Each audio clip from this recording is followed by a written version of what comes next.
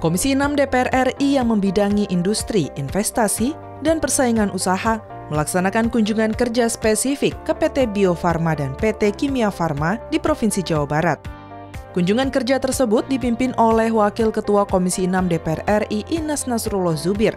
Tujuan dari kunjungan kerja Komisi 6 DPR RI adalah dalam rangka melaksanakan fungsi pengawasan untuk mengevaluasi kinerja BUMN dan memperoleh bahan masukan untuk pemerintah sehingga dapat ditindaklanjuti dan meningkatkan kinerja BUMN, khususnya PT Bio Farma dan Kimia Farma. Bio Farma merupakan BUMN produsen vaksin dan antisera. Saat ini berkembang menjadi perusahaan life science. Bio Farma telah berkontribusi dalam meningkatkan kualitas hidup bangsa, baik yang berada di Indonesia maupun mancanegara. Sedangkan Kimia Farma adalah perusahaan industri farmasi pertama di Indonesia yang didirikan oleh pemerintah Hindia Belanda tahun 1817. Anggota Komisi 6 DPR RI Adang mendorong PT Bio Farma dan PT Kimia Farma dapat memperoleh bahan dasar produk dari dalam negeri karena saat ini bahan baku produksi masih diperoleh dari impor. Oleh karena itu, Adang meminta pemerintah memberi perhatian lebih kepada PT Bio Farma dan Kimia Farma, khususnya dalam penelitian dan pengembangan produk, sehingga produk yang dihasilkan berkualitas dan berdaya saing.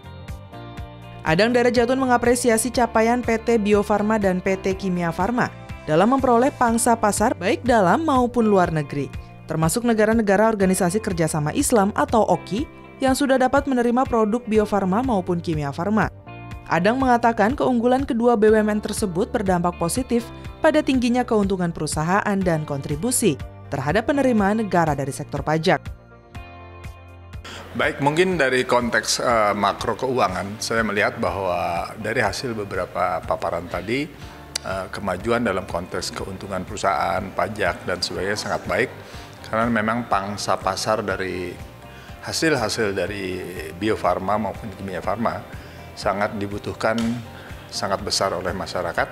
Lebih-lebih yang mengembirakan bahwa selain masyarakat Indonesia, ternyata dia sudah bisa merambah ke luar negeri dalam konteks beberapa negara OKI terutama yang telah menerima hasil daripada produk-produk Kimia Farma dan Bio Farma. Tantangannya ada beberapa yang ingin kami sampaikan. Pertama, tantangan yang berhubungan dengan bahan baku. Bahan baku masih cukup besar jumlah yang dari luar negeri. Mungkin ini perlu dipikirkan tentang bagaimana kita bisa mendapat produk yang bahan dasarnya di kita sendiri. Dan yang kedua bahwa masalah R&D ya, litbang itu sangat perlu di mana-mana pun juga. Mungkin pemerintah lebih memberikan suatu perhatian dan juga mungkin Bio Farma dan Kimia Farma sendiri untuk memajukan hasil penelitian ini. Anggota Komisi 6 DPR RI Daeng Muhammad mengatakan, saat ini bahan baku yang digunakan industri farmasi nasional masih didominasi dari impor. Daeng menjelaskan sasaran utama kemandirian industri farmasi adalah bagaimana negara mampu untuk menciptakan produk yang sesuai dengan daya beli masyarakat. Daeng menilai tingginya biaya produksi dan distribusi menjadikan produk farmasi menjadi mahal saat sampai di masyarakat. Ia juga mendorong industri farmasi yang ada di Indonesia dapat dikelola dengan baik oleh pemerintah dengan mengedepankan aspek sosial dibandingkan dengan profit.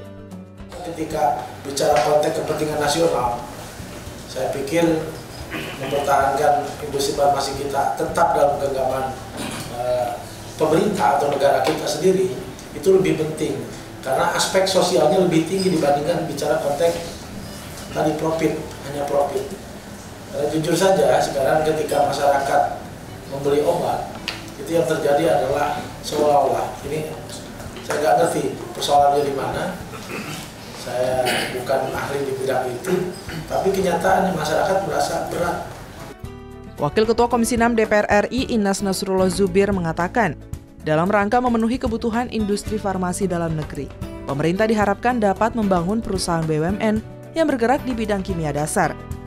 Terkait rencana pemerintah untuk melakukan holding terhadap 4 BUMN yang bergerak di bidang farmasi, yakni PT Kimia Farma, PT Bio Farma, PT Indo Farma, dan PT Papros. Inas menilai keputusan tersebut dinilai kurang tepat jika bertujuan untuk mengembangkan bahan baku. Menurut Inas, hal tersebut dikarenakan keempat perusahaan tersebut bergerak di bidang yang sama, maka lebih tepat untuk dilakukan merger. Saya melihat bahwa kalau farmasi ini di holding semua perusahaan perusahaan farmasi, kalau tidak salah ada 4 ya. Yang satu Kimia Farma, ada Bio Farma, Indo Farma, dan Faros. Semuanya kan perusahaan farmasi. Kalau di holding buat apa? Kalau tujuannya hanya untuk mengembangkan bahan baku, saya kira tidak ada manfaatnya holding itu. Daripada holding 4 perusahaan farmasi, kenapa tidak di merger saja? Inas mendorong Farma untuk terus mengembangkan vaksin polio suntik yang murah dan mengikuti perkembangan teknologi, meski beberapa negara berkembang masih menggunakan vaksin oral. Inas mengungkapkan Indonesia pernah menjadi salah satu penyuplai vaksin polio oral terbesar di dunia. Namun pada tahun 2016 pendapatan Bio Farma mengalami penurunan karena WHO lebih merekomendasikan vaksin polio suntik. Sejak 2016 yang lalu, mungkin ini masalah lobby kita yang mungkin kurang, atau juga mungkin karena teknologi yang ditemukan teknologi yang lebih baru, sehingga vaksin polio suntik itu sekarang lebih diutamakan oleh WHO. Sehingga WHO memberikan resolusi terbaru bahwa vaksin polio yang oral itu tidak lagi digunakan.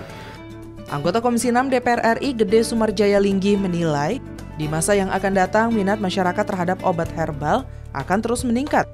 Untuk itu Gede meminta Bio Farma, Kimia Farma, dan perusahaan farmasi yang ada di Indonesia untuk terus meningkatkan penelitian dan pengembangan. Selain itu Gede menilai dalam memproduksi obat herbal, industri herbal diuntungkan dengan melimpahnya sumber daya alam yang ada di Indonesia dan dukungan sumber daya manusia yang ada. Gede menjelaskan pengembangan industri farmasi dengan herbal akan mempunyai peran strategis dalam meningkatkan ekspor dan penghematan devisa. Karena wilayah Indonesia memiliki kekayaan alam yang melimpah, sehingga dapat memproduksi bahan baku sendiri. Pertama, mengurangi penggunaan devisa dolar kita. Yang kedua, kita bisa ekspor sehingga nanti ini menjadi perusahaan yang sangat besar. Yang ketiga, petani juga bisa hidup karena ini herbal yang tumbuh di Indonesia. Yang keempat itu mengurangi anggaran daripada kesehatan, di mana kita telah menganggarkan banyak-banyak juga untuk Departemen Kesehatan, termasuk mengurangi BPJS. Anggota Komisi 6 DPR RI Gede Sumarjaya Linggi juga menilai, di samping dapat menguntungkan perusahaan, industri farmasi herbal dapat mendorong kualitas hidup manusia menjadi lebih baik, sehingga dapat menghemat anggaran kesehatan. Gede menambahkan saat ini Bio Farma dan Kimia Farma masih mengandalkan bahan baku impor. Ia berharap pengembangan pengobatan herbal dapat menjawab tantangan industri farmasi dalam memperoleh bahan baku produksi. Bahan-bahannya yang diproduksi di sini masih import. Gitu. Ini kan anomali di negeri kita memang. Kita import garam, kita import gula, itu kita termasuk di sini bahan obat-obat kimia juga kita harus import. Nah, maka dari itu mari kita kembangkan yang namanya herbal, yang mana akan menjadi tren dunia ke depan. Karena begitu bicara tentang obat herbal dan non herbal, orang akan memilih herbal apabila khasiatnya itu sama. Semakin kompleks dan beratnya persaingan industri saat ini menuntut BUMN bidang farmasi harus memberikan kinerja dan pelayanan publik yang baik. Dengan terus melakukan inovasi teknologi dan kerja keras, seiring dengan makin tingginya tuntutan dari masyarakat. Komisi 6 DPR RI meminta pemerintah untuk mempertimbangkan pembangunan BUMN di bidang kimia dasar dalam rangka pengembangan bahan baku yang diperlukan industri farmasi. Komisi 6 mendorong industri farmasi merespon positif minat masyarakat terhadap obat herbal dengan terus meningkatkan penelitian dan pengembangan. Karena obat herbal dinilai memiliki peran strategis di bidang ekonomi dan kesehatan di masa yang akan datang.